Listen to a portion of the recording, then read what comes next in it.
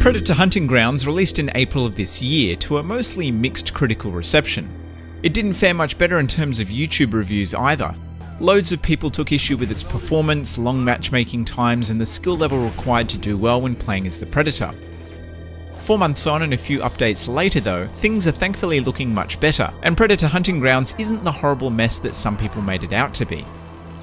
It still has its fair share of problems, but even so, I think it's very underrated.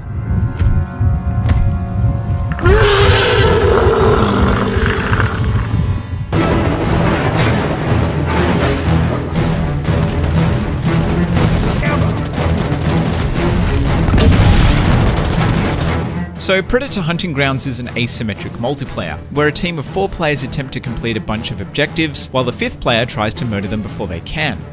It's a simple formula that has been done many times before, except that this game has the Predator in it. Its developer, Ilphonic, is probably most well known for the Friday the 13th game, which was also an asymmetric multiplayer. Additionally, they had a hand in 2015's short-lived Evolve, so this is by no means their first stab at this genre. On a technical level, this is not a hard game to find issues with. The frame rate is probably the most egregious of these, occasionally tanking into what feels like the low 20s. Other issues include players getting stuck in the environment, items being difficult to interact with, and I've experienced a number of crashes too. Also, leaving the game in the main menu makes my PS4 sound like it's going to take off. The graphics have their moments, but overall are best described as serviceable.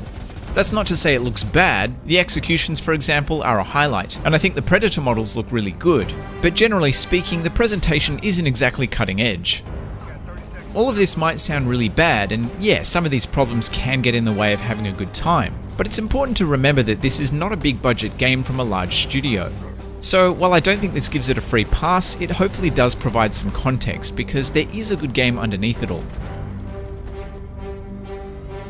Online-only games live and die by their netcode, and thankfully finding a match is easy. This was one of the main complaints that people had with the game at launch, but it doesn't appear to be a problem now. No doubt crossplay between PC and PS4 has helped player numbers on both platforms, and while crashes and disconnects do occasionally happen, the experience overall is good. I think it's worth stressing just how impressive this is for a smaller game. To put it into perspective, the matchmaking is a hell of a lot better than anything DICE have released recently, and they've been making online shooters for the best part of 20 years. Now, finding a match as the Predator can be a bit more time consuming. In my experience, if you queue to play as the Yaochua, you're looking at anywhere between a 2 to 10 minute wait, although at peak times it seems to be at the lower end of that. You can reduce this time by creating a private game, but obviously you need 4 other friends to play with. Thankfully, playing as the Fireteam is every bit as entertaining as the Predator. As a soldier, you're frantically trying to complete objectives such as gathering intel or planting explosives. The threat of the Predator is constant, and while it is possible to take it down, you'll need to work together to do so. As the Predator, you feel imposing and powerful, hunting down the humans and generally creating panic and chaos when you arrive. And in this regard, Predator Hunting Grounds really has captured the thrill of the hunt.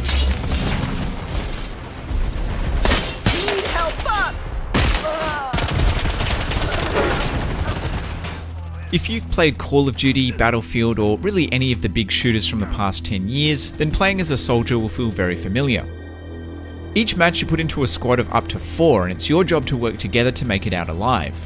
Going solo isn't really possible because you stand almost no chance against the Predator without your team. As a soldier, there are 4 different classes to choose from, with Assault being the starting class and the others needing to be unlocked.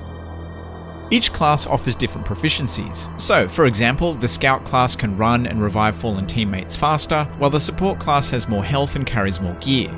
It's not like Battlefield though, where a well-rounded squad can really tilt the odds in your favour. It's still possible to win if everyone uses the same class, but it does add some variety for those who want a bit more depth.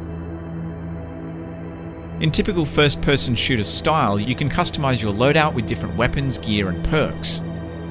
You have 3 slots for gear and a maximum number of points you can spend on items. This means you can't simply fill every slot with the most powerful gear, and depending on how you spend your points, it is possible to have less than 3 items equipped. It's very similar to Call of Duty's Pick 10 system, and it adds an element of strategy in putting together a loadout. There isn't a huge number of weapons to choose from, but there is a good mix of short, medium and long range options. All the weapons appear to be real, albeit with made up names to avoid licensing, and there's a couple of classics pulled from the films. Unfortunately, there's only a handful of attachments for each weapon, and these options are basically the same across the board. They do appear to have both pros and cons, such as the suppressor reducing noise but dealing less damage at range. The problem is that there's no visual indicator in the menus to let you know how they affect performance.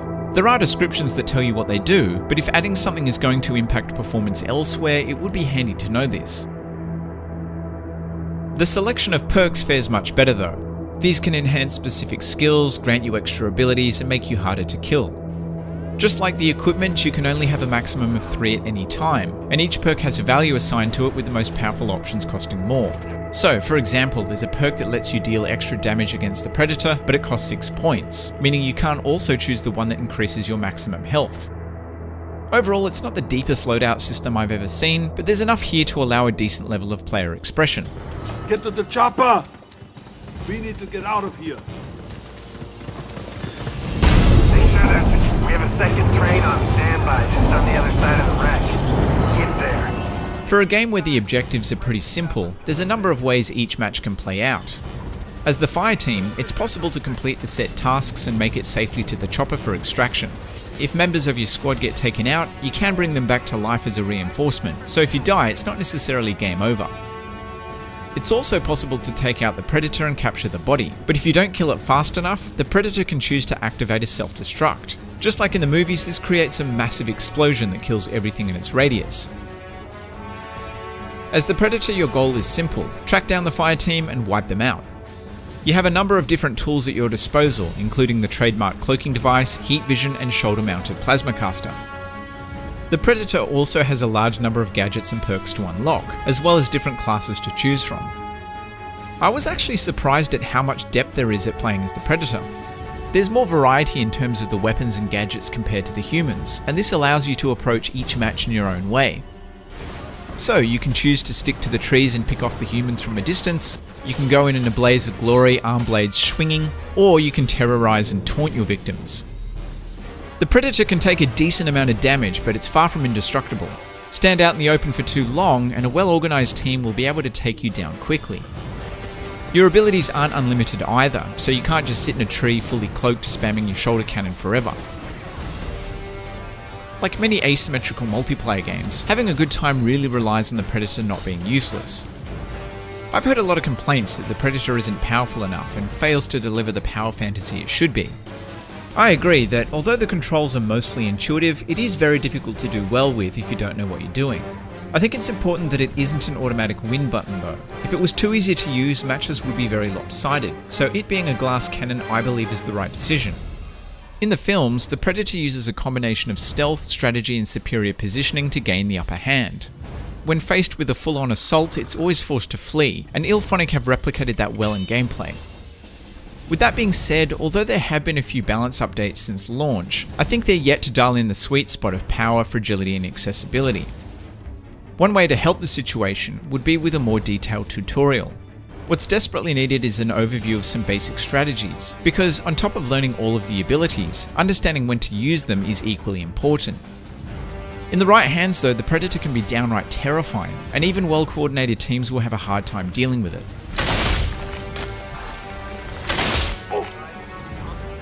Unlike other shooters where sitting at the top of the scoreboard and having a positive KD is often a goal of mine, yes, I am one of those people, I can actually have fun with this regardless of how well I'm doing.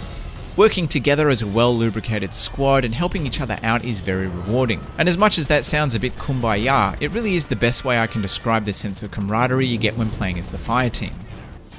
Playing as the Predator definitely has some issues which will hopefully get ironed out in time, but in general the development team has nailed the feeling of being the unseen enemy. I'm down.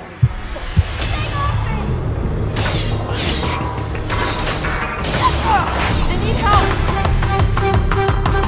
Just like IllFonic's previous game, the business model for this game is a low entry fee, with them funding additional development through paid DLC. They've been pretty busy updating the game since launch, with new content both free and paid. And yeah, while some of the best stuff is locked behind a paywall, the low price of admission makes this feel less egregious. I would like to see a few more characters, weapons and accessories from the films added in, but there's enough here to satisfy most fans, and playing dress-ups with Arnie is definitely worth every penny. The good news is that just about everything, with the exception of new characters, can be unlocked through regular gameplay. Some of the DLC items like weapons are timed exclusives, and it appears as though the 87 Predator has remained locked as a pre-order bonus, but so far there isn't really a pay-to-win element here. There are only 3 maps, which isn't a huge number, but they make up for it in size. Unfortunately, they're all jungle themed. An environment based on the second film would be amazeballs, but I'm guessing this would be a lot of work to develop, so I wouldn't hold your breath for this. There is at least one new map planned as free DLC, which again is jungle themed, but at least it's something. Now, this game does have a loot crate system, which I believe only contains cosmetics, and for the most part mostly seems to pay out shades, which are basically new colours for your gear. This is probably my only real criticism of the game's design. Yes, there are plenty of other things that could be improved, such as the performance, but this is the only feature I think shouldn't be here. It just feels superfluous and kind of outdated, and I think unlocking this stuff through a regular progression system would be a better solution.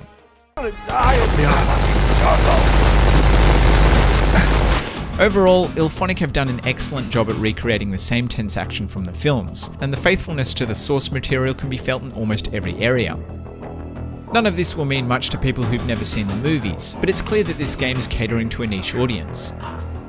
The performance issues certainly can be distracting at times, but if you can get past them and you also have a couple of friends to play with, then it's surprisingly addictive. If you like the idea of bouncing around the jungle as the Predator, or atomic handshaking your way to victory, then this is a no-brainer for fans of the franchise, and it's easily the best Predator game in a very long time.